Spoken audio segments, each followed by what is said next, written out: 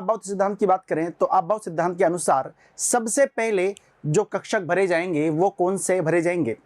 यदि हम सबसे पहले कक्षक भरने की बात करें तो सबसे पहले निम्न ऊर्जा वाले कक्षक भरे जाते हैं, फिर उसके बाद में उच्च ऊर्जा वाले कक्षक भरे जाते हैं। जैसा कि हम यहाँ पे देख पा रहे हैं, इसके अनुसार इलेक्ट्रॉन परमाणु कक्षक में कक्षक के बढ़ते हुए ऊर्जा क्रम के अनुसार, यानी कि जैसे जैसे हम इलेक्ट्रॉन को भरते जाएंगे वैसे वैसे क्या होगा, कक्षकों की ऊर्जा का मान बढ़ता रहेगा। यानी कि सबसे पहले है यदि हम बात करें तो सबसे पहले सबसे कम ऊर्जा वाला कक्षक भरा जाएगा, उसके बाद में ही उससे ज़्यादा वाला ऊर्जा वाला कक्षक भरा जाएगा। यानी कि सबसे बाद में ज़्यादा वाले ऊर्जा कक्षक भरे जाएंगे। यदि हम अपबाउ की बात करें तो अपबाउ किसी वैज्ञानिक का नाम नहीं है। यदि हम अपबाउ की बात करें तो अपबाउ एक जर्मन शब्द है जिसका मतलब होता है कंस्ट्रक्ट करना या फिर निर्माण करना। ठीक है जी। अच्छा जी सर, जो ये रूल है यानी कि जो ऊर्जा का बढ़ता हुआ रूल है उसकी यदि हम बात करें तो ऊर्जा के बढ़ते हुए रूल में कौन सा ऐसा रूल लगा है जो कि इसके ऊर्जा के स्तर को बताएगा, वो n+ रूल रहेगा जो कि हम अगली क्लास में पढ़ेंगे। लेकिन हम यहाँ पे जान सकते हैं कि जो क्रम रहेगा वो किस तरह से रहेगा, उसको याद करने का एक छोटा सा तरीका हम यहाँ पे देख सकते हैं। जैसा कि आप देख रहे हैं, सबसे पहले क्या लिखेंगे, यहाँ पे 1s लिखा जाएगा। इसको लिखने का एक पैटर्न मैं आपको बता देता हूँ। सबसे पहले आप क्या लिखें, यहाँ पे 1s लिखिए। अच्छा जी, फिर उसके नीचे 2s लिखिए और फिर उसके बाद में आप ये कीजिए यहाँ पे कि जो उपकोष है उसको भी 1 बढ़ा दो। यानी कि क्वांटम संख्याओं की बात की जाए तो प्रमुख क्वांटम संख्या को नीचे की ओर बढ़ाना है और जो उपकोष है उनको एक एक करके आगे बढ़ाना है। किस तरह से? अच्छा जी, अब हम अगली यहाँ पे लिखना चाहे सर 3s, तो 3s तो आएगा ही आएगा और 3p भी आएगा। अगला कौन हो जाएगा भाई, यहाँ पे मेरे 3d हो जाएगा।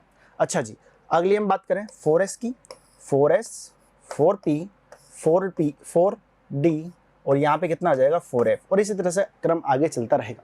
अच्छा जी, यहाँ पे हम देख पा रहे हैं कि 1s, 2s, 2p, 3s। अच्छा, अब इनको लिखने का तरीका क्या रहेगा, यदि हम जिस तरह से आप यहाँ पे देख पा रहे हैं कि एरो मैंने किस तरह से लगा रखे हैं। सबसे पहले कौन आएगा, 1s आएगा, फिर उसके बाद में कौन आएगा, 2s आएगा। अब 2s के बाद में आप 3s मत लेना, क्यों? क्योंकि सर एरो उधर लगा है ना, तो एरो उधर लगा हुआ तो उसको वैसे ही याद करना है। ठीक है जी, तो 2p, 3s, 4s नहीं लेना है, फिर क्या लेना है 3p, 4s।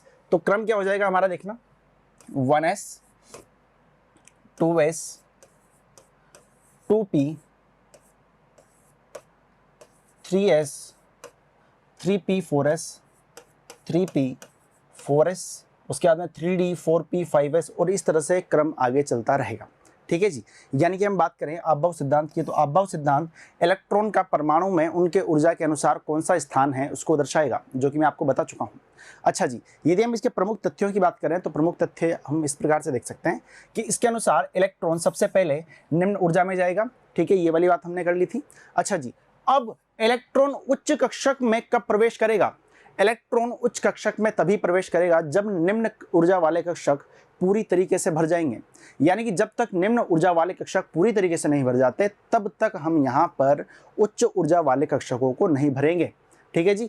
और ये जो सिद्धांत है वो कौन सा रहेगा, वो रहेगा भाई मेरे कौन सा, n+l रूल जो रहेगा उसके अनुसार हम करेंगे।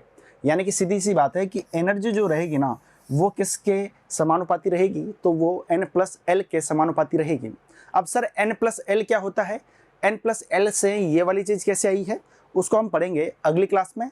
तो बने रहिए मिशन ज्ञान के साथ में, जुड़े रहिए मिशन ज्ञान के साथ में। अगली क्लास में हम जानेंगे कि n+ रूल क्या होता है। ठीक है जी, धन्यवाद।